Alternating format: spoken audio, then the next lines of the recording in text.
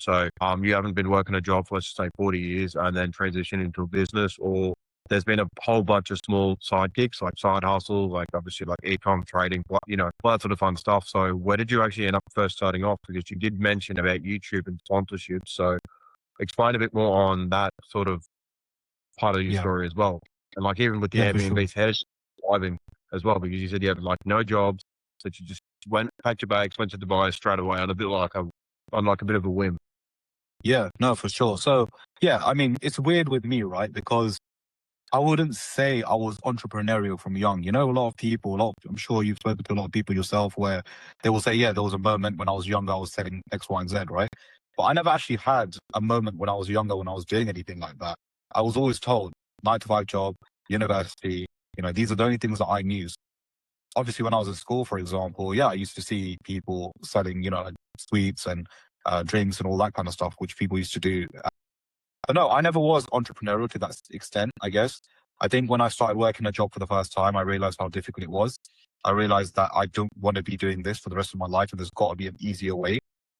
And I think the moment for me was essentially where I was buying a brand new car. And I said to myself that, you know what, I want to do YouTube. It's something I've always wanted to do. And just like most people, they wouldn't do YouTube because they don't want to put their face out there. They want to be private, all of that kind of stuff, right? And I was one of the most introverted people ever. So I wanted to do YouTube, but I didn't want to put my face out there. But when I was buying a brand new car, I said to myself, you know what, I could make a channel around this. It will be quite good. And I was getting the car in March and we were around December, January. And after speaking with my wife is actually the one that pushed me. She's like, you know what, just start the content now. Just start doing it now. And I was thinking, what can I film up until then? And she's like, we'll figure it out. So that's how I actually got into YouTube in the first place, was through cars. So then I started filming cars. I was actually doing it with a friend at the time.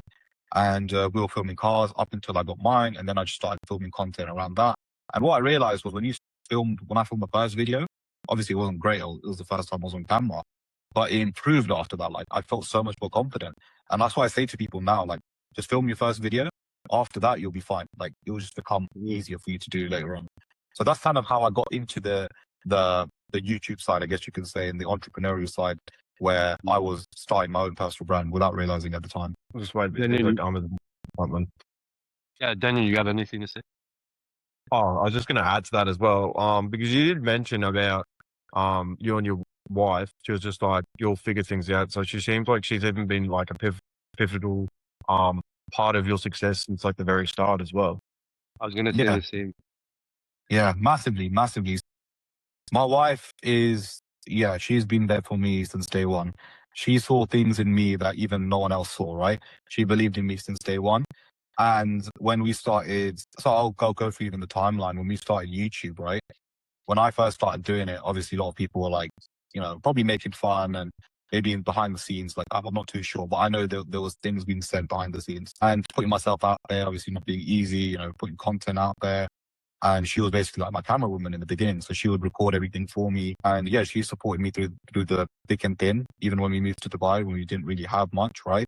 But she saw a vision in me. She believed in me. And because of her, I am where I am, to be honest. If I'm to be honest, her support and all of that guidance that she gave me is the reason why I am where I am.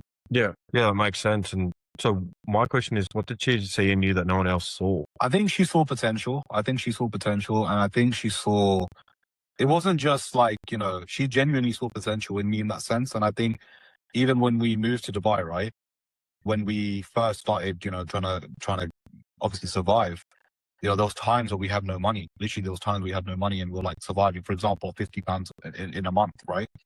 And even then, she not once did she complain, not once did she say anything. She was like, I'm with you through thick and thin and we'll figure this out and we'll get through this.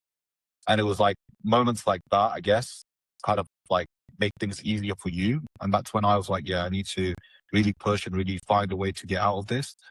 And because literally, and this is why I say, because of her support, I am where I am. Because without her being by my side on like the lowest moments of my life, it would have been extremely difficult for me to turn things around. Yeah.